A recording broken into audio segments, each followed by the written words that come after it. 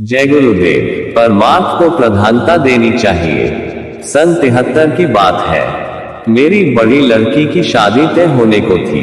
वर पक्ष लड़की को देखने कल आने को था। तब आज शाम को स्वामी जी महाराज का तार मिला कि शंभू तुम तुरंत मेरे पास इलाहाबाद सेठ कन्हैयालाल मदनानी के 12 बंगलिया पर चले आओ।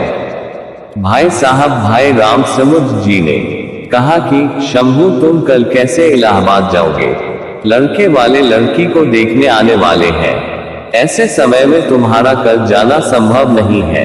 मैंने कहा कि नहीं भाई साहब, स्वार्थ और परमार्थ में टक्कर हो तो परमार्थ को प्रधानता देना चाहिए। मैं तो कल सवेरे ही इलाहाबाद चला जाऊंगा। यहाँ आप रहेंगे और सब आप देखेंगे, बाकी स्वामी जी महाराज जाने। मैं इलाहाबाद सवेरे चला गया। 3 बजे स्वामी जी के पास 12 बंगलिया पहुंचा। स्वामी जी महाराज को प्रणाम किया तो उन्होंने कहा, देखो फौरन स्टेशन जाओ, 3:30 बजे ट्रेन जाती है, तुम फौरन सतना चले जाओ। मैंने पूछा महाराज मुझे क्या करना होगा? उन्होंने कहा कि तुम वहां जाओगे तो पता चल जाएगा। पूछा कि महाराज वहां कहां जाना होगा? स्वामी जी कहे कि स्टेशन से बाहर सीधे चले जाना, वहां चाय की दुकान वाले तुम्हें पहुंचा देंगे। मैं ट्रेन से सतना चला गया। स्टेशन के बाहर सीधे जाने पर चाय की दुकान मिली। उन्होंने हमें जहां पहुंचाया वहां सेठ कन्हैयालाल तथा 8 से 10 सत्संगी लोग थे।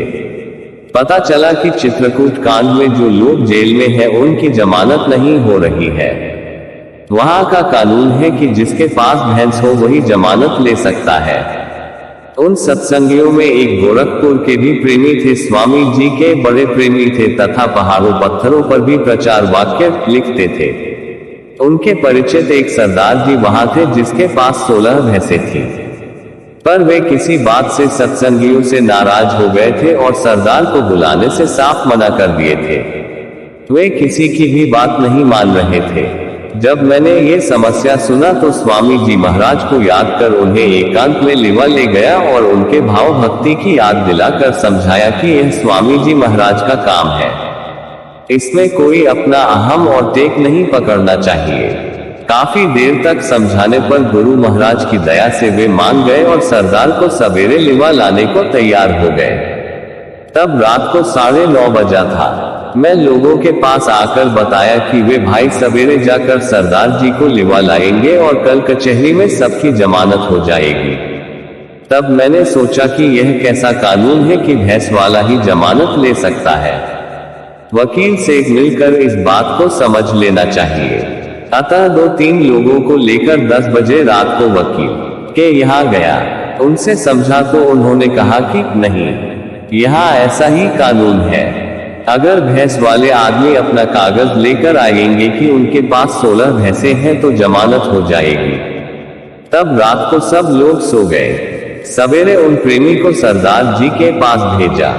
जब वे सरदार जी के पास चले गए तब मैंने लोगों से कहा कि अब मैं वापस जाऊंगा। सेठ कन्हैयालाल कहने लगे कि नहीं शंभू भाई, तुम्हें हम लोग अभी नहीं जाने देंगे। तुम्हारे ही वजह से रास्ता निकला है, अब काम हो जाने दो तब जाना। हमने कहा कि आप स्वामी जी महाराज से पूछ लीजिए। उन्होंने स्वामी जी महाराज से और अपनी बात कहा तो स्वामी जी महाराज ने कह दिया कि उसे चले आने दो। मैं फिर 10 बजे की ट्रेन से वापस इलाहाबाद आया और फिर स्वामी जी महाराज से आज्ञा लेकर आजमगढ़ वापस आ गया। यहाँ लड़की दिखाई जा चुकी थी और शादी भी तय हो चुकी थी। मेहमान जा चुके थे। वहां सभी प्रेमियों की जमानत हो गई और गुरु महाराज की अपार दया से सब काम ठीक हुआ। विपिन बिहारी श्रीवास्तव, शंभू जी। जय गुरुदेव।